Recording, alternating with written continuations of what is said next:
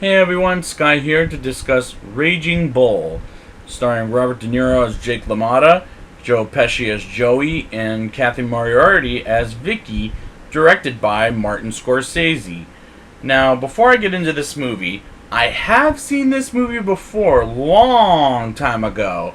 I was like in junior high, high school, I think, when I watched this movie for the first time, and there were two things I remembered about it. One was De Niro gets his ass kicked in a boxing match by someone that I thought was Muhammad Ali, and he cries about it by the end of it. I'll talk about it. And the second thing was De Niro beating up Joe Pesci for some reason at all. I can't remember what it was. But as of now, I'm back. This is my second and third viewing as I watched this twice for this review. So let's get straight into it. In New York City in 1964, Jake LaMotta, played by Robert De Niro, as an older man, is preparing for an evening with him. In 1941, a fight between Jake LaMotta and an African-American boxer, and LaMotta knocks his ass down, and he loses the fight, and his manager/friend Joey, played by Joe Pesci, tells Jake that other boxers are too chicken shit to fight him. Jake is a horrible husband/friend/human being, and we the audience know that from the first scene with his first wife. And I like that we know Jake LaMotta after his first boxing scene. And I also like the fact this movie is shot in black and white for the whole movie. And I'm going to refer De Niro's character as Jake LaMotta throughout the rest of the movie. I'm just going to say it right now. Jake LaMotta lays his eyes on Vicky, played by Kathy Moriarty, at the Bronx public pool.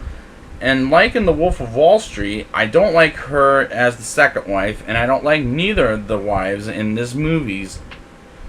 And is the only difference between the two movies, between this movie and Wolf of Wall Street. So yeah. In 1943, Jake LaMotta versus Sugar Ray Robinson, as Jake LaMotta knocks Sugar Ray's ass down and gets up, and Jake LaMotta beats his ass at the match, and it was intense, and he's married to Vicky, and I'm going to be honest here, I don't like them as a couple, because they're totally wrong for each other, and I was glad at the end she leaves him, spoiler alert. He loses the second round against Sugar Ray Robinson, and Joey is pretty pissed, and I like Joe Pesci here better than De Niro. Don't get me wrong, De Niro's a tremendous actor, and he's tremendous in this movie, and I would call him second best, but Joe Pesci is more entertaining here than De Niro, in my opinion.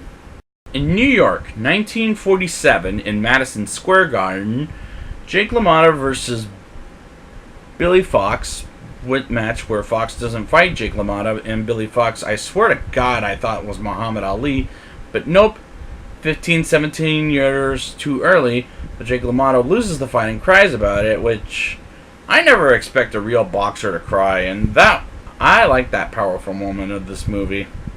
2 years later, in 1949, at a hotel, Jake LaMotta acts like a real prick to Joey and Vicky because he's anxious and doesn't want to eat anything, as again he's anxious, and Jake LaMotta gets jealous as Vicky kisses his promoter in the cheek and slaps her around, which is wrong in so many levels, even if you're married to each other.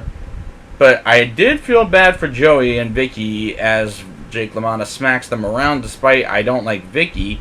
So my attention is mostly on De Niro and Joe Pesci, in my opinion. Jake LaMotta asks Joey if he fucked his wife, and Joey chooses not to answer that, and Vicky tells Jake LaMotta that she sucked everybody's dick she knows cocks, including Joey, and Jake LaMotta comes over to Joey's to beat the shit out of him, and Vicky, after she decides to leave him, but tells her not to leave. And honestly, if I were Vicky, I would leave him. Even if I don't like Vicky, I would tell her to get the fuck out of there. And after that scene, we have 35 more minutes of the movie left, and even though the performances are great, even De Niro won the Oscar, for Christ's sakes. I would say this is a good movie, not a great movie, and I'll explain when I get to the rating. In 1956, in Miami, Jake LaMotta decides to retire from professional boxing and owns a clubhouse called Jake LaMotta's and tells funny jokes, and how he's been married for 11 years, and the last 25 minutes of the movie is dragging for me. And I thought, Scorsese, how much longer can you make this movie? And he never is brief with his movies anymore. He loses his wife and kids as they leave him and never see him again, and he reconnects with Joey after the whoop ass Jake LaMotta gives him. And I honestly was glad she left him and reconnects with Joey, but it was a sad ending in my opinion. Now it's time for the rating.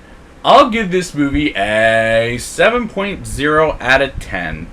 This is a good movie, not a great movie. I connect with Jake LaMotta and Joey, but Vicky, on the other hand, I can't connect with, because it's like the second wife of the Wolf of Wall Street, and this came first. But in my opinion, Wolf of Wall Street did it better, but the last 35 minutes dragged for my taste. But it's still a good movie. Not a great movie, but a good movie. So I'd like to thank you guys for joining me, and I will be back next time with the King of Comedy.